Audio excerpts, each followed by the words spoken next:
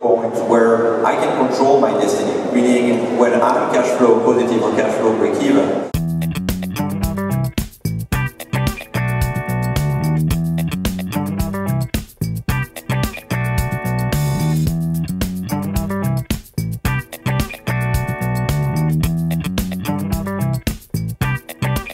Salut Jordan, comment vas-tu? Salut Rémi, ça va très bien et toi? Super.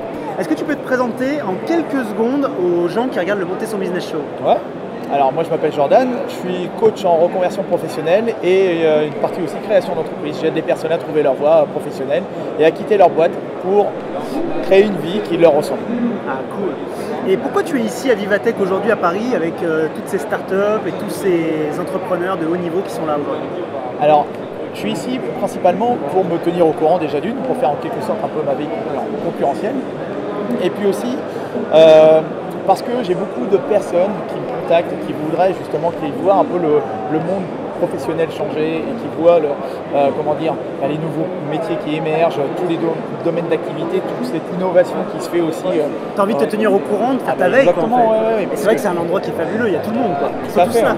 T'as vu quoi? Attends, il y a Facebook, il y a Google. Là, on est directement sur le plateau Vivatech. Là, vous voyez les Échos et Publicis qui nous accueillent ici. Merci à eux.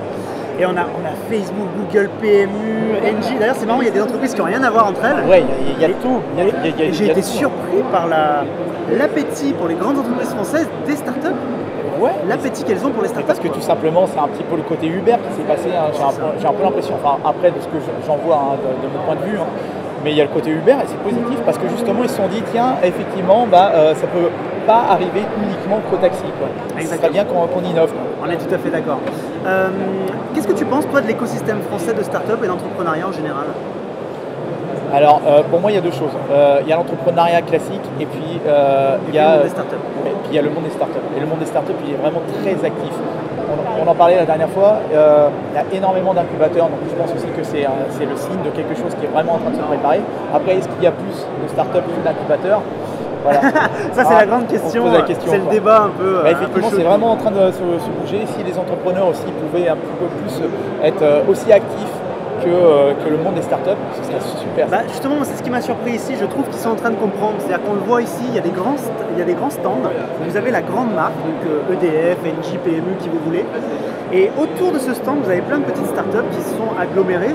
Finalement, ça a été imposé par Vivatech et je trouve que c'est exactement la bonne chose. C'est-à-dire qu'on met d'abord en avant les startups et ensuite la grande boîte qui est au-dessus. Et ça, c'est génial parce que c'est ce qu'on retrouve nulle part ailleurs dans le monde aujourd'hui. On en a parlé tout à l'heure avec Maurice Lévy. Et c'est exactement ça, c'est qu'il est en train de créer un événement qui, à mon avis, va faire date. Et il a annoncé déjà que l'événement l'année prochaine serait beaucoup plus grand encore. Et je suis très heureux d'être ici. Ouais, ça va être énorme. Où est-ce qu'on peut te retrouver rapidement, Jordan, si on veut plus d'informations sur la reconversion professionnelle? On peut me retrouver directement sur mon site osebriller.com, sur les réseaux sociaux, Facebook, Twitter, Instagram. Et surtout YouTube. J'ai une chaîne YouTube qui répond à la plupart des interrogations que les personnes qui sont en salariat, même certains entrepreneurs. Donc je réponds à certaines de ces questions-là. Vous imaginez que le mec vient de hacker le MSB Show pour sa chaîne YouTube, c'est quand même pas mal. Bravo mon pote. Merci à toi en tout cas, et puis bon salon alors. Ouais, merci, à toi aussi. Ciao. Salut Rémi.